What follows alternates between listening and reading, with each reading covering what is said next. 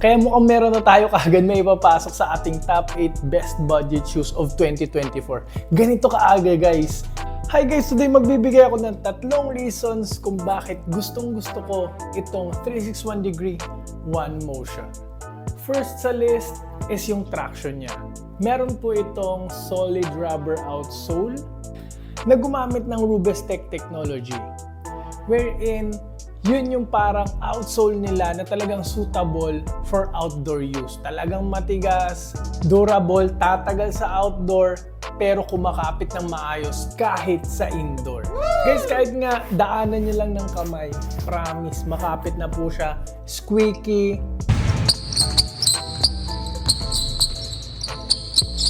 And ito pa guys yung outsole niya umaangat hanggang dito. So kahit para kayong malakay, re-erving yung mga galawan ninyo na umaabot yung paa niyo sa mga weird na angles, no? Pag gumagalaw kayo, pag nagko-crossover, kahit umaabot sa ganito yung paa ninyo, covered kayo nito, may traction pa rin, kakapit pa rin yung sapatos ninyo kasi nga umaangat yung outsole. Next, pangalawa sa list, no? Gumamit po siya ng Quick-Coat Tech na cushioning setup. Yung Quick-Coat Tech lang naman, yung isa sa mga premium cushioning setup ng 361 degree. Nilalagay nila sa AG4, pati na rin sa Big 3 Future nila, yung gamit nga ni Jokic. Nangangahulugan na nilalagay nila ito sa mga top shoes nila, sa mga signature shoes nila. Pero ito guys, budget shoes po nila to, and nilagyan nila ng Quick-Coat Tech full length guys, full length. Nice! Lahat po yan Quick-Coat Tech. Kaya alam naman natin na yung mga nitrogen-infused foam, katulad nito, yung mala Adidas Boost na foam, is mahal, premium. Mahal na material nilagay nila sa budget shoes, sa murang sapatos.